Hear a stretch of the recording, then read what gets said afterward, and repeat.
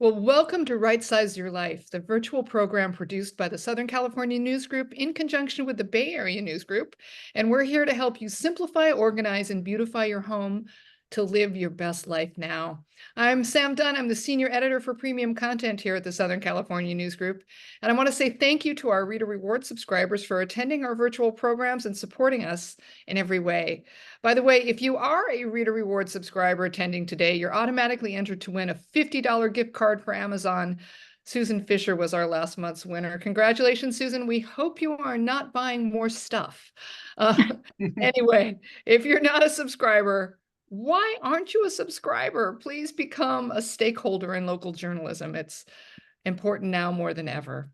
If you're in Southern California, go to scng.com/subscribe to find your local paper. And in the Bay Area, go to the bayareanewsgroup.com and join us as a regular reader. Before we get started, let me tell you a few things that are really important to the flow of the show. If you have questions, and we hope you do, we hope you have a lot of questions, please use the Q&A feature on the Zoom toolbar on your screen. Don't use the chat feature because that scrolls up and we lose the questions. So if you use the Q&A feature, we'll be sure to see them. Questions are going to be addressed at the end of the presentation, so don't worry. But certainly if you want to make comments or talk to other people, use that chat feature found on the Zoom toolbar. Just don't ask questions there, please. And know that you're not going to miss anything because this session is videotaped and a link is going to be sent to you so you can share or just revisit some of your favorite moments. There's going to be a lot of great information, so you'll probably want to see it again. It's also posted at YouTube and at scng.com/virtual events. And that's where you can find all of our past virtual shows, as well as see what's coming up. Now it's my pleasure to introduce our show's host, Marnie Jameson. Marnie's a syndicated columnist for our news group and read in papers nationwide. She's also a very popular speaker. You're about to see why if you haven't seen her before. And she's the author of several books, including Right Size Today to Create Your Best Life Tomorrow and Downsizing the Family Home. Marnie, it's my pleasure to have you back. Are you there? I am, if I can get my video. I bet you get your video going. Hello. It's so good to see you. Well, All I good. can't wait to hear what you have to say today. So I'm just going to hop off and let you get started. Well, thank you for that warm introduction, Sam, and thank you for having me on your show again. And hello Always. to all my wonderful readers in Northern California. We've been together for a long time, and some of you in Southern California, you know my work as well. So thanks for joining me today as we talk about really the heart of and what sort of catapulted my whole, I don't know if we'd call it a career, but my run as a downsizing expert. So today we're going to talk about how I got into this, whole subject matter, and then we'll segue into 10 ways that you can lighten up, let go, and live more beautifully too, and get a handle on some of the stuff that's maybe overtaking your house in ways that you'd rather not. So, when I get asked to speak to a group on downsizing, the conversation usually goes like this. I say, well, what do you want me to talk about? And the host usually says, oh, how to live a more ordered, beautiful life and sort through the family home and move mountains of memorabilia and create a fabulous living space on a budget and ultimately be remembered fondly. How long do I have? Oh, 30 minutes. Leave time for questions. 30 minutes. In 30 minutes, you need me to hack through all the hoarding hangups that people have, like the man in his 60s who still has his Letterman jacket from high school, and his wife who still has her corsage from the senior prom that she went to with another guy. You know who I'm talking about. These people who, not you, none of you, of course, but the people you might know who go through their lives kind of Velcro wrapped and rolling through, just catching on everything and clinging to everything that comes their way. So, 30 minutes, you want me to cover the rise of consumption and the fall of civilization and abundance and guilt and gluttony and denial and delusion and life and death and our legacy. And I'll offer points on decluttering. Okay, no problem. I'll give it a try. So, of course, I'm being facetious, but I don't want to underestimate how big this problem is and how difficult it is and how really loaded the topic is. So I'm going to start by telling you a little bit about my downsizing journey. Like, I didn't volunteer for this. I became an unwitting downsizing expert because about in 2013, some of you will remember this, my parents, bless their hearts, decided it was time that they moved into assisted living. Mom was getting some dementia. Dad was still sharp, but he was physically very weak, and they were 89. about years old, both of them, and they'd lived in their house for almost 50 years. So my brother was in California. This was in Orange County, my home. I grew up in Orange, and he took care of the executor stuff, my big brother handling all, where they're going to move, and I was going to take care of the family home. Now, mind you, I'm living in Florida, so I take a week off my job at the newspaper. I figure I'll take my vacation time. I parked my teenager with a friend, and I flew in to downsize the family home in a week. I know you're laughing. That's what I thought it would take. Chop chop. So I walk into that home. It's not a very big house, doesn't have a basement, as you know, in California, and I'm like, just 1,750 square foot house. How bad can this be? I felt like I was stepping into quicksand and a giant had held my ankles and I could not move. It was so emotional and so paralyzing. I wanted to be really respectful of my parents' things. It was a sad time for them. And I wanted to remember be respectful of their legacy and hold on to the family heritage, but I couldn't put it all in the overhead bin. I had a fully loaded house myself on the other coast. So I wrote a series of columns about this and I interviewed experts. And the only difference between you and me going through this sort of thing is I write about it every week and I get to talk to estate planners and antiques appraisers and somebody who's an expert in old jewelry or paintings and grief counselors and real estate experts, all these people that become part of this puzzle of moving along and downsizing a home. And my goal, of course, was to clear out this family home, which they, had owned for so long, and sell it and use that money to finance their long-term care. So I had a real agenda here. We weren't a kind of family that could afford to let the home sit and just let them be. So we were trying to make sense of all of that. So meanwhile, so I wrote a book. So that's how we got to downsizing the family home. Because if I didn't put it all between covers, believe me, I would have been locked up somewhere in a padded cell banging my head on the wall. So, and AARP endorsed it because they really saw that there was not only a need. I wrote it from the point of view of an adult child taking care of their parents' home, but they asked me to broaden it, which I did, to talk to seniors about not leaving a mess to their kids. So it really is for both generations, or both sides of that sandwich generation, if you will, to help older people not leave a mess and to clear out what they can now and not leave such a burden as I was faced with. And also for the adult children on what they do, what they keep, what they let go of, and how they sort through a lifetime of memories. So meanwhile, so there was another book that they also suggested I write a workbook that corresponded to that, which is more of a scrapbook. And I thought this wasn't my idea, but it turned out to be a very popular idea because people like to let go of the thing but still remember it. So they take a picture of the grandfather clock or a swatch from the wedding dress, along with a photo of the wedding day, write a few handwritten notes about it. So it's a scrapbook workbook journal, and it helps people remember important things from their families, but also let those items go, and mention that the grandfather clock went to a museum or to a church or somewhere else. So meanwhile, on a parallel track, if that wasn't enough to go through, I was going through my own remodeling and downsizing. I left a home, a large family home in Colorado, where I had my family, and my marriage wasn't working out, and I needed to move along. Got a job in Orlando at the Orlando Sentinel as their health reporter, in addition to their home design columnist. And my daughter came with me, and I was on my own.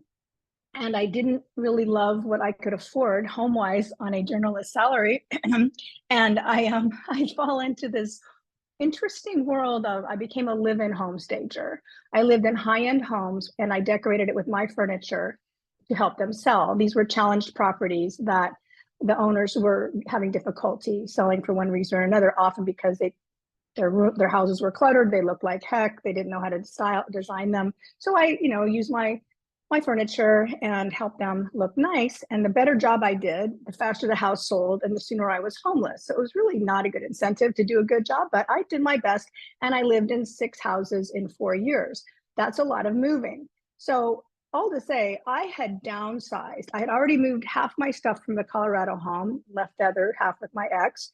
And I just took the choice stuff, and I was every time I moved, I would get rid of more books, get rid of more clothes, get rid of more all that stuff. I'm like, I am not moving this stuff again. I was lean. I had purged. And then the good news is I met a wonderful man And in 2014, some of you know him as DC, a handsome lawyer who was recently widowed. In 2016, we got married, and guess what? We merged households. He had a fully loaded house. He did not have an ex who took things with her. He had everything he'd had in that house for 17 years. So here's what happens. One house plus one house has to equal one house.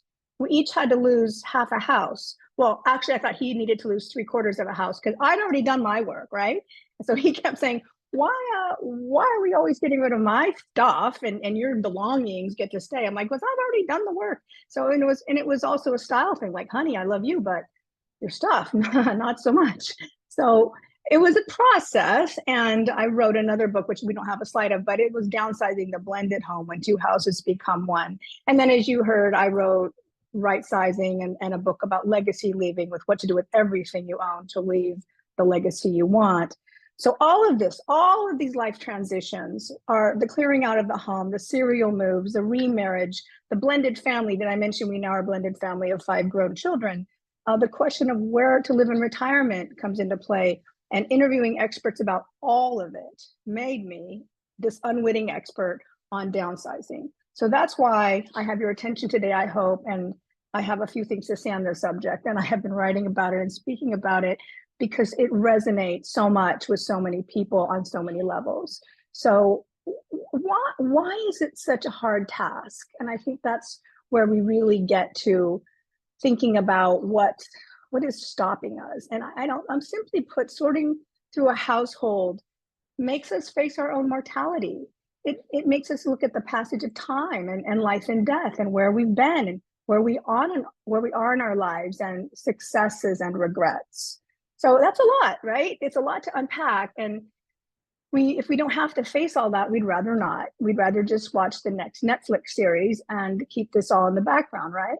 So we have to think about, we think we're losing our memories. We think we're losing our identity. We think we're losing our history, and we think about the passage of time. And all of this we have to get over. And the best way to get over that is to look at the upside, look at the bright side, the upside of downsizing. And there is an upside.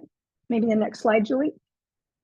One of the ways to look at this is you're not downsizing, you're right sizing. And nature shows us we must shed to grow. So the beauty of being human is there are stages. We are infants, we are youth, youngsters, we are teenagers. So that's a rough time. We're in our 20s, but then we grow careers, we grow families, we're empty nesters, we're golden age, we're in our golden years. And all of these stages and phases are a shedding process. We have to evolve along the way. So in order to grow and make the best of our life now. So this is what you're doing. You're not downsizing, you're evolving. And you also don't want to leave a mess behind. So part of the evolving thing is if your kids have all left the house and have kids of their own, and you still are cherishing your child's Cub Scout uniform, you have issues. Living in the past, you're not that mom anymore. You're not hosting the Little League and having the potluck for the Girl Scouts at your house. So living in that past robs you of the present. So I think it's really important to move through and let go and be where you are, make the best of where you are right now. So also in just very practically, and as a live-in home stager, I can certainly tell you that decluttered houses just show and sell better. So if you want to sell your house to move on to the place you want to be, and you want to get the best price and the fastest sale, you need to listen up. All right. So all of this is to say, I'm going to now tell you about 10 ways that you can lighten up, let go, and live more beautifully now. Ready? Okay. I think first we need to understand attachment.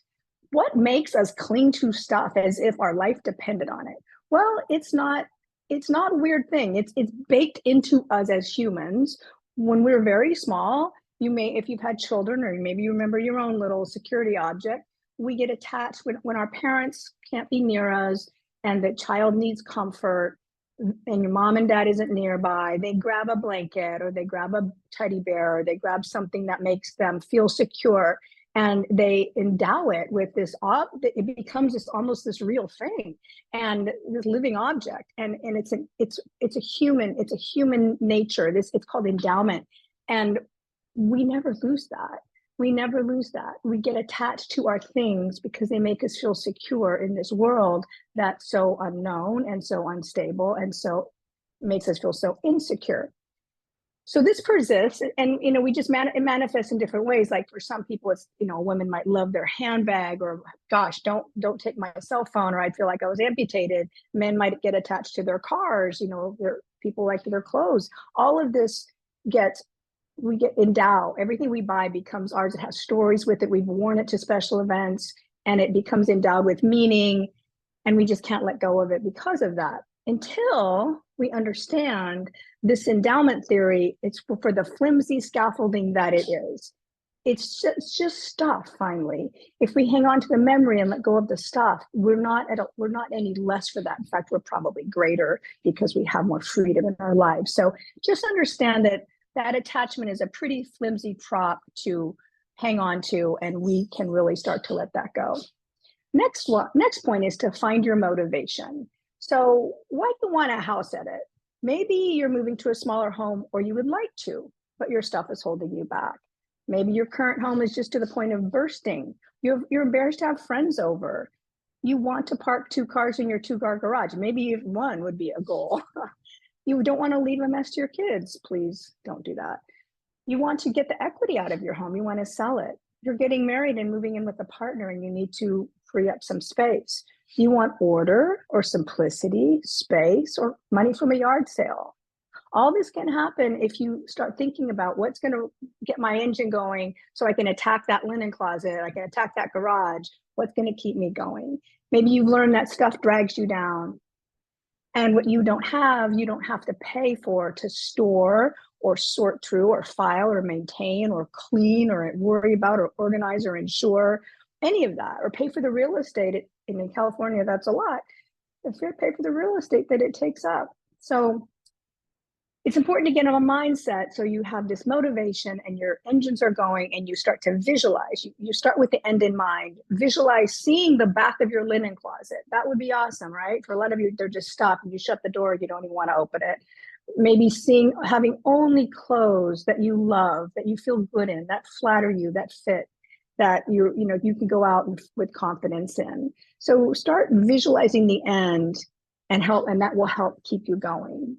The third tip is to create a mindset. Listen to your excuses for keeping stuff. I have used every one of these. I'm going to tell you all the bad reasons, then I'll tell you the mindset I think you should use going forward.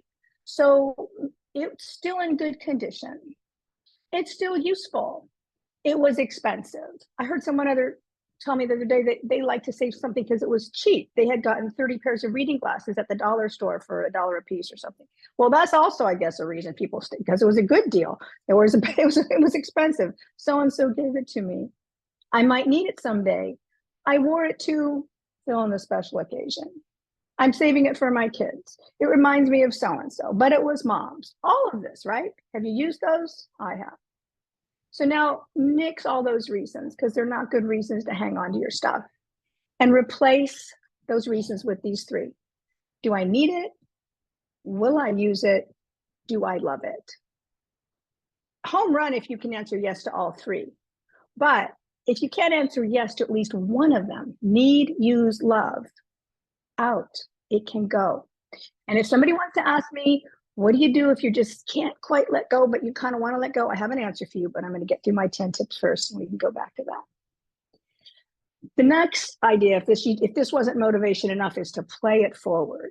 This was my mom's table, and during the estate sale that we had after they moved into assisted living, it was as if the cupboards just vomited up their contents. So much stuff that I didn't know we had half this stuff. My mom had enough doilies to cover the surface of the moon. It was insanity. And this is just a little microcosm of the whole house looked like this. So that's where you get that Swedish death cleaning. Or I have a friend who says, I'm getting my drawers in dying order. Meaning if you get hit by a meteor tomorrow when you walk out your front door, somebody comes in and opens your closets and goes through your things, what are they going to think? Is it going to be a disaster, or have you left them in a reasonable state so people can deal with it?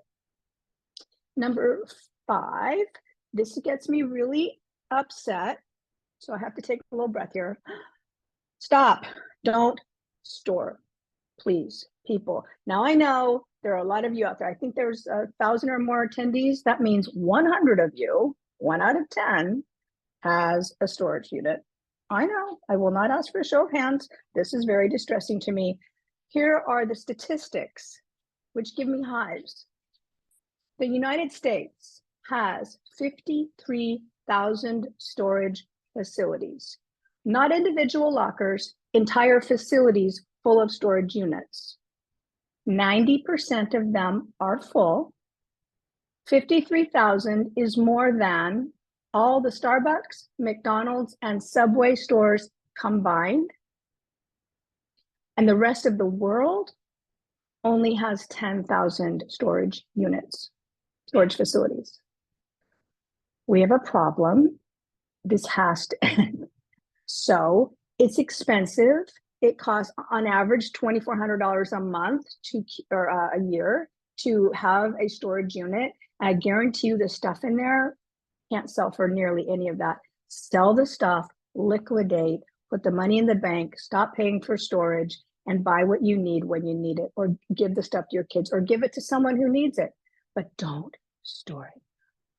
Okay, thank you for listening to that rant. Next, 6. Choose to keep rather than let go. What really this is a tip to purge in reverse.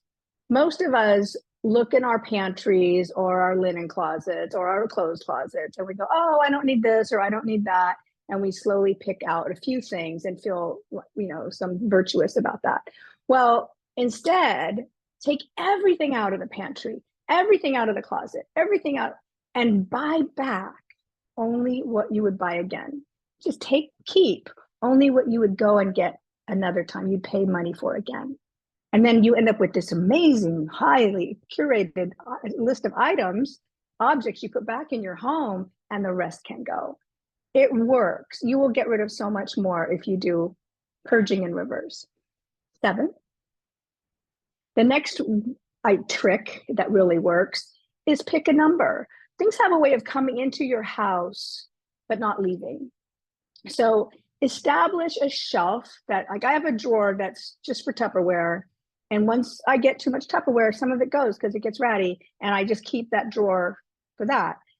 If I have I have a shelf for purses. When I buy a purse, I get rid of one if it won't fit. It keeps me honest. So maybe you're a couple of 2 or a family of 6. How many glasses do you need? 12, 6? I don't know. Pick a number. My mom had a way of collecting baskets. Like, she was in church and there were a lot of muffins exchanges, I guess. I don't know, but she had a lot of baskets. I'm like, Mom, how many do you need? Maybe 5. I was trying to help her edit before they ended up moving into assisted living, trying to help her pare down. But they're very good baskets. Well, I'm sure they are, but we don't need 15. We need 5. So that helps you to, like, pick your best 5. Flower vases are another thing that accrues, and you can winnow those down a lot. All right, number 8. I kind of gave away this one a minute ago, but let space be your guide. You cannot control the size of your space unless you move, but you can control the amount of stuff you try to put in it. So if you just don't have the room, don't accumulate more than you can accommodate. Number 9. All right, now if you have something strong and stiff to drink, I only have coffee and water here, but you might need a little something stronger. This is what you think your stuff is worth. It really isn't. I'm sorry. So there are exceptions, and maybe you have some, but I was in my 20s when I went to England, and I fell kind of in love with the whole tea party thing. And I started collecting this Lady Carlisle china. It was beautiful. And I kept my mom, and people get gifts for me. I collected it. It was meaningful. I loved it. And this was some of the things I took to my little home staging exercise, and I would move it from house to house, never used it. And I realized, okay, I'm going to get remarried, and there is no self-respecting man who wants to drink anything out of a pink teacup. So what am I doing with this? I just got rid of it. Now it's expensive. For me, it was at that time at my budget. Like every plate was like $70. So it was a lot to get part with, but I sold it all to a woman in a Walmart parking lot for $250. And that was fine. She was thrilled and I was unburdened. And that is the reality. So what you can do is look on Craigslist or eBay, depending on what it is you're trying to sell, or Facebook Marketplace, and see not what something similar that you're trying to sell was listed for, but what is the sold price of these items, and try to find your market. But don't get hung up on how much you paid originally for something, because market value is truly what the market will pay. So take a deep breath, get real about value, and move through it. And don't cling to it thinking that it's worth so much more. All right. And while we're on that subject, that's okay. While we're on that subject, let me tell you, the kids don't want your stuff. I know you think you're saving it for your kids and they're going to want it someday. And even though they tell you they don't want it, they really are going to change their mind because they'll regret telling you that they didn't want it. Not true. That is a lazy lie you are telling yourself for convenience. A lazy lie you are telling yourself for convenience. The kids don't want it. If you ask them and they say, no, we don't want it, you believe them and you let it go and you sell it. And if they come back someday and say, oh, darn it, I wish you hadn't sold that hideous sideboard because I really could use it in my house, then isn't it a parent's job to let kids learn from their mistakes? So it's a win there too, right? So they don't want your china, they don't want your tchotchkes, they don't want your ceramic owl collection. Don't clog up their lives with your guilt trip. What they really want is the cash. Sell it, put the money in a savings account for them or a trust. And our last tip, which I think is really, it's important. I don't want to be so ruthless that we don't want to save anything from our past or our loved ones or all of that. Having something that belonged to a loved one who's no longer with you is really, really important. And it is a point of connection, and it triggers memories, and it's dear. You don't need a lot. So I like to say cherish the few and the small. I have my mom's pearls. I have a couple of her paintings. She didn't paint them, but she enjoyed them and she purchased them. I have a couple other pieces of her jewelry and some crystal birds that she liked. It's enough. It's enough. So my takeaway here is to keep the pearls and not the piano. Just something small that you can bounce off of that doesn't take up a lot of room. I have a cigar box from my dad. When he was a very young boy, he worked in a cigar factory during Depression era, and his dad worked there too. And he saved a cigar box from that time. So I think that's enough for me to touch off of that and keeps them in my heart. But the real important thing is to remember that how we love someone, next slide, Julie, lives in our heart, not in our stuff, right? His mom, and that's how we remember people. You remember people in their hearts. So of course, when clearing out a parent's home, I was tempted to keep so much. And, but I really thought about how all the belongings I treasure would congest my own already fully furnished house. So I just selected a handful of things to remember them by, and it's enough. It really is enough. So I know we went really fast, but I hope that some of these tips resonate with you and help you move through your house and clean out some things that lighten your load, and it'll make you more nimble going forward. So thanks for your attention. And I have a whining dog here, so just please ignore. And I look forward to hearing your questions. I'm going to go on mute while you ask the questions. All right, fair enough. Marnie, I have to say, you're always more impactful than my therapist. I love everything you have to say. And I mean, looking at the chat, everybody else does too. We have a few questions. I have a question too, but I'll save that for the end if no one has asked it. Nancy Fraze from the previous March episode sent in a couple questions. She says she wants to know your advice on the best order of action in the current real estate market. Sell first and store stuff until you discover your new state, city, or take several survey trips to find that place, and do contingent sales even work on out-of-state moves? Any advice there? I'd say yes to all of the above. The book for you is Right Size Today to Create Your Best Life Tomorrow. That is helping people sort of noodle through that process because it's a multifactorial process. But you know how I feel about storage, but that's not the same as if you're like when I bought this house, and contingent sales do still exist, are a little tricky. But when I bought the house I live in now, I had sold the house my previous home, my husband and I put things in pods, just pods, which I kept for a few weeks while this house was getting new floors and getting repainted. So you can make it a career, right? Don't park things for 2 years while you figure stuff out. But if it's just for a short term, just get a pod, and it's a box of all your furniture and stuff, and it's a really nice way to go. I think it's a good idea before you sell the house out from underneath you to know where you're going and to have a plan. So I think it's important to take some trips to, if they're faraway places, get an Airbnb, live in the community for a little while, scout it out, maybe visit it during a couple of seasons, and have some familiarity before you jump ship. But in my book, in the Right Size book, there's a questionnaire about where do I stay or go, which is question number one. And then where do I go is another separate question. And just because you go to the wrong place doesn't mean you shouldn't have left. It may just mean you didn't stick the landing and you need to go to another place, but leaving was the right choice. So it's complicated, and you raised a great question. And I wish my answer were simpler, but it's not a simple question.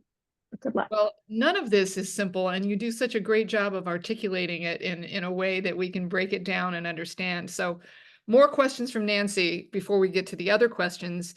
Open floor plans. All right. It seems to have a larger square footage, but require multiple functions to make the space to take place in the same space, making them feel cramped. Are we crazy not to like great rooms? Will floor plans ever return to separate room spaces? Just your thoughts about that. What do you think? Yeah, my personal thought is I'm not a big fan of open plans. But that said, me in Florida, you in California, live in warmer climates, and it's more common in warmer climates because we don't have to heat small rooms in the winter, which is why they like walls. So some people in the colder climates don't want to heat a whole house. They just want to heat maybe the downstairs or the family room and the bedroom, save some money there. So from a climate perspective, we see more great rooms in California and Florida. They grew out of favor during the pandemic when people wanted to, please, a wall would be really lovely right now when somebody's trying to here and somebody's doing homework over here and someone's having a business meeting. And anyway, they really backfired. So we saw a return of partitions and ways to divide rooms up and gain privacy in a time of the pandemic. So I do think rooms with walls, people realize that a door is a nice thing to have and a wall is even better. And so I also think that great rooms, while they can look fabulous, they are hard to decorate because you do need intimate spaces to the human scale, and you need areas that are defined for conversation or for study or for television watching. And to have all of this in one open rumpus room can be difficult to get the scale right and to get the decor right. So that's just a lot of my long-winded thoughts on the subject, but they can be fine, and they can be decorated, but they're tricky and not my first choice. Yeah, speaking about home design, it occurred to me as you were speaking, I lived in Europe for a brief amount of time in my 20s. There was no closet space, right? There were cupboards and there were dressers. Here we have almost institutionalized storage in our homes with huge closets, which lead us to become pack rats. I mean, do you think our home design is also a factor of why we collect so much? Well, European style is always in my mind, and I do covet it. Look at you with your black turtleneck. I mean, the people in Europe, they have four things. They have a skirt, a black turtleneck, a pair of jeans, and a white T-shirt, That's and exactly it's right. enough. Yeah. And we somehow think we need something in every color. So, I mean, look, I'm really a minimalist, right? So I don't know. It's a good thing to aim for, but you're right. In California or in the United States, closets have gotten bigger in newer homes. Consumption is just insane in the last 50 years. The amount that we've purchased. Think about what about how our parents got by. I think my dad had two sets of clothes: his school clothes and his play clothes. Just it was different then, and we could do ourselves a good service going a little bit back in that direction. Let me get to a few other questions. Advice regarding planning to stay in the current home. This person has lived for 23 years in the same house and counting, and wants to know how to still leave it manageable for adult kids when the time comes. This person has just turned 60. Any thoughts of staying in the current home? Yeah, I mean, there's a whole, again, in my right size book, do I stay or do I go? Part of the do I stay is, well, can you make your home work for you in Yeah. your current life and the life you want going forward? And I write about one woman who loves, she actually lives near me. She loves her home and she's a single gal and she's in her 70s and she's had one or two knee replacements and her bedroom was upstairs and she loved her house, but the stairs were becoming a challenge. So she installed an elevator Oh, and it's a beautiful elevator. It looks like the cylinder. It's like a sculpture in her entryway. And she said, I'm going to get 15 more years out of this house. And I wouldn't have been able to do it. So retrofitting, maybe moving a master downstairs or changing, maybe you need, you want a workout space now that the kids are gone and you can, or a studio to paint in. And this is what you want to do going forward. So being creative and looking at your home with the new lens and making every space function in a way that serves your life now and going forward and isn't a tribute to your past, I think it could work out really well. awesome. Annette Globitz has a question about an easy way to get rid of everything we're talking about. You must drag books to the library, drag clothes to the consignment store. Should you just have a garage sale for what you can't throw in the garbage? How do you do this? Numerous ways, and take the path of least resistance is whatever is going to get you there. It's sort of like exercise. Do what you will do. Yeah, yeah. A yard sale is great, but unless you hate them. And some people don't want to sit there all Sunday with their folded up tables and a pile of things and meeting people they don't know. So, but I think it's a great way to get fast cash, and it can be fun to get to know your neighbors and meet the people and tell them the stories so you see where the lamp goes and you feel good about it. So I think that's fantastic.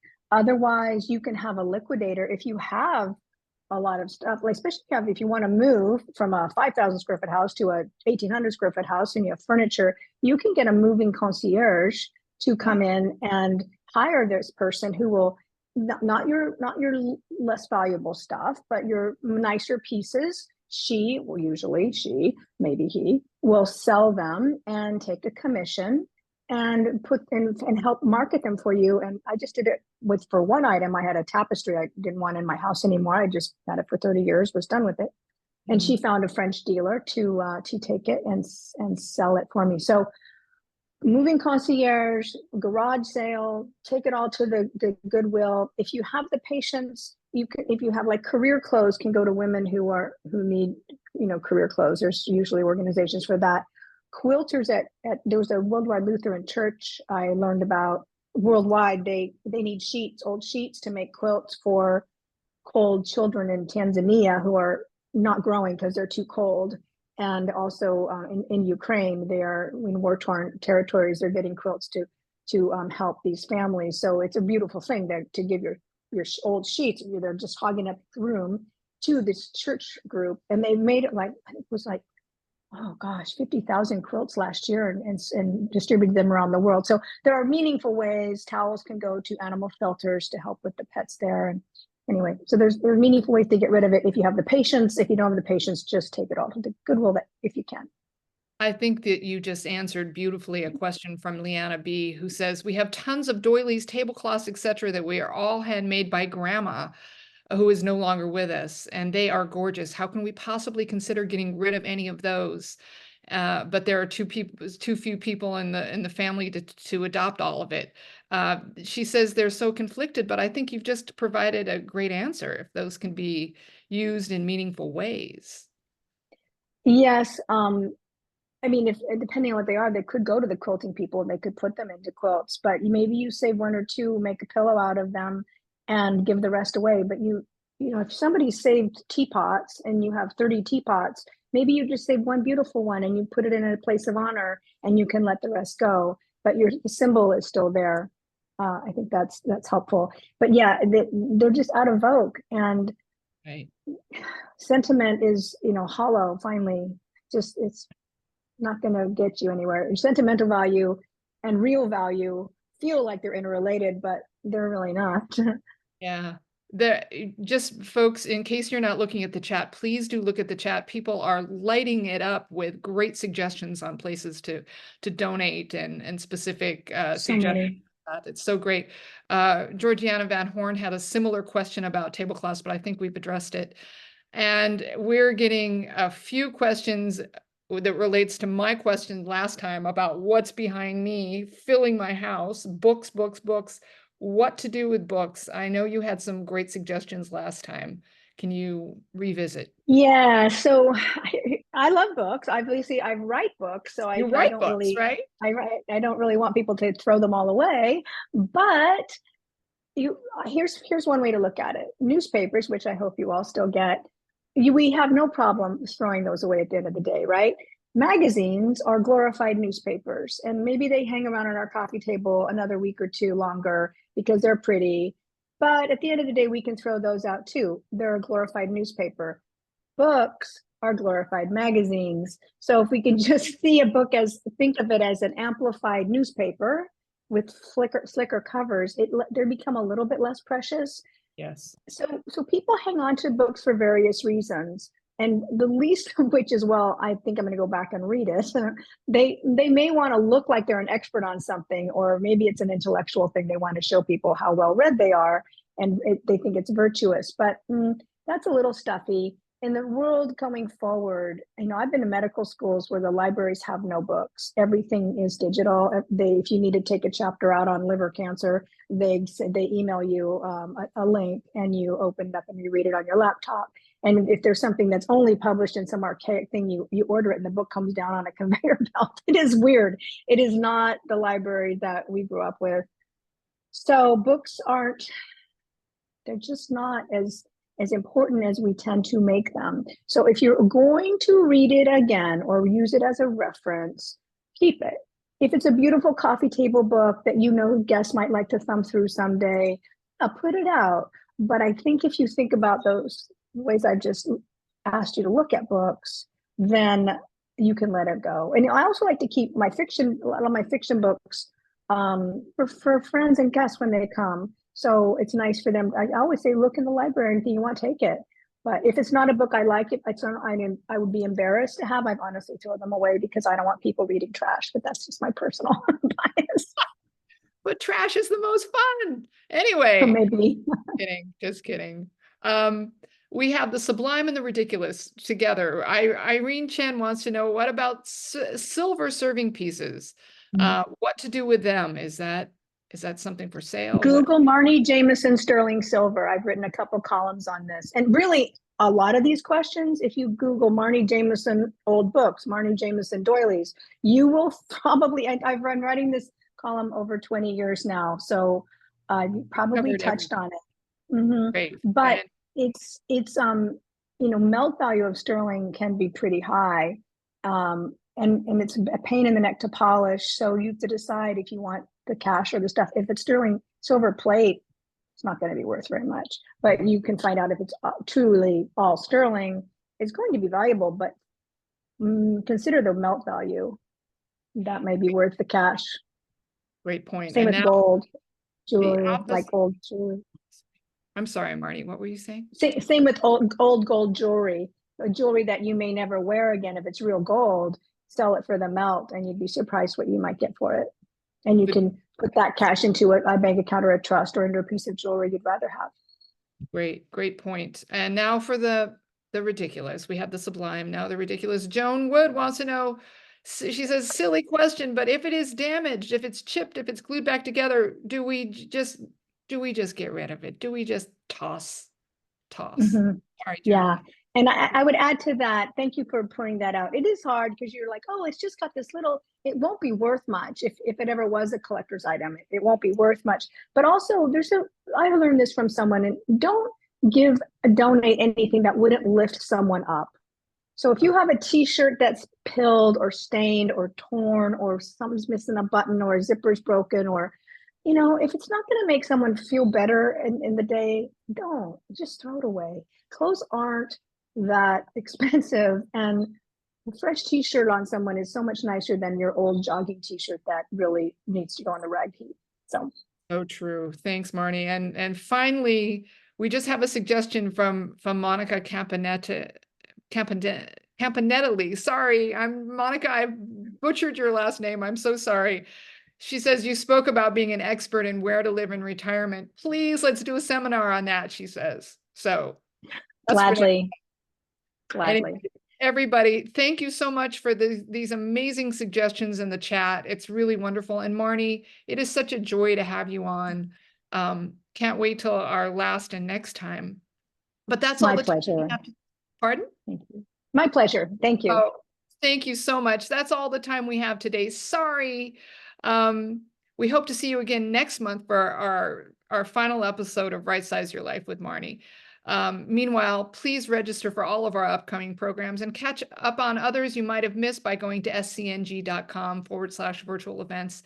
And there was a question. Yes, if you're registered today, you will be sent this link so you can revisit it and get the information that Marnie has. Again, look for her in our newspapers. And if you'd like to share your thoughts from today, or if you have additional questions, please email us at events@scng.com, or you can email Marnie directly at marnie@marniejamison.com. And hey, a final reminder, if you're not a subscriber but want to get in on all of the entertainment and information we offer, please, if you're in Southern California, give us a call at 877-469-6133. If you're in Northern California, go to the bayareanewsgroup.com and check us out. Thanks for your support, everybody. And Marnie, can't wait to see you next time.